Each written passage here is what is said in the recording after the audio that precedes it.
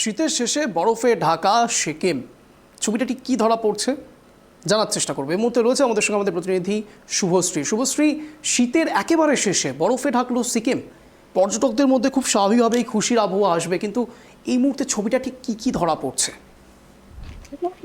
শীত কিন্তু প্রায় শেষের মুখে, তবে এই যে শীতের শেষ পেলে কিন্তু একেবারে বরফে ঢেকে গিয়েছে উত্তরবঙ্গের যে সিকিমের উত্তর অংশ এবং দক্ষিণ অংশের অধিকাংশ এরিয়া।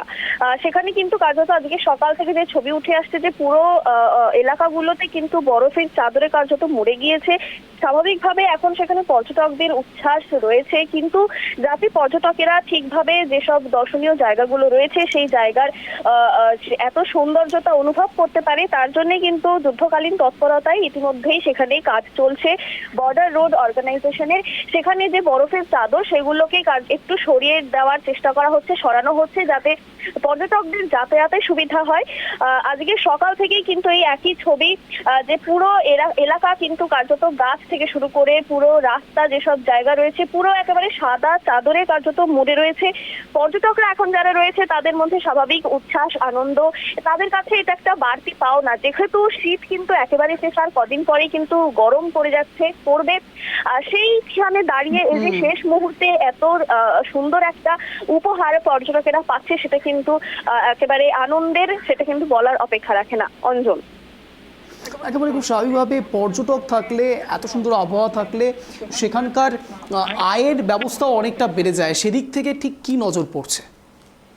একেবারে দেখো, এই ছবি কিন্তু একদমই অন্যরকম। এই শীতের শেষ মুহূর্তে এত পর্যটকের সেখানে আগমন, কার্যত ওই এলাকার বেশিরভাগই কিন্তু পর্যটনের উপরই নির্ভরশীল থাকে এলাকার বাসিন্দারা।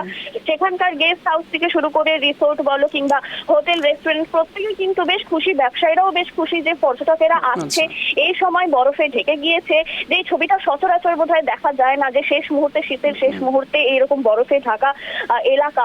সেই ক্ষেত্রে পর্যটকদের ভিড় আরো বাড়বে বলেই কিন্তু যারা ব্যবসায়ীরা রয়েছে, পর্যটন ব্যবসায়ীরা, তারাও কিন্তু আশা করছে যে পরবর্তী আগামী কয়েকদিনের মধ্যে পর্যটকদের ভিড় আরো বাড়বে।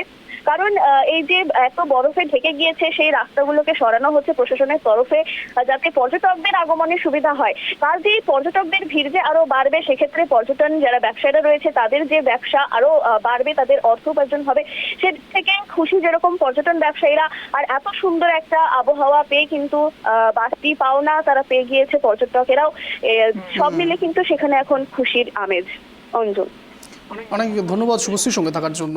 শীতের শেষে বরফে ঢাকা সিকিম, শীতের শেষ পেলে জমিয়ে বরফ পড়ল উত্তর এবং দক্ষিণ সিকিমে। বৃহস্পতিবার পুরো বরফের চাদরে ঢেকে গিয়েছে সিকিমের উত্তর এবং দক্ষিণ অঞ্চলের অধিকাংশ এলাকা, রাস্তাঘাটও ঠেকেছে বরফের চাদরে। যে সমস্ত পর্যটকেরা সিকিমে ঘুরতে গিয়েছেন তাদের কাছে এ যেন এক বাড়তি পাওনা। সিকিমে বরফ পড়তেই খুশির আবহ পর্যটকদের মধ্যে। বরফ সরিয়ে রাস্তা পরিষ্কারে যুদ্ধকালীন তৎপরতায় কাজ করছে বর্ডার রোড অর্গানাইজেশন।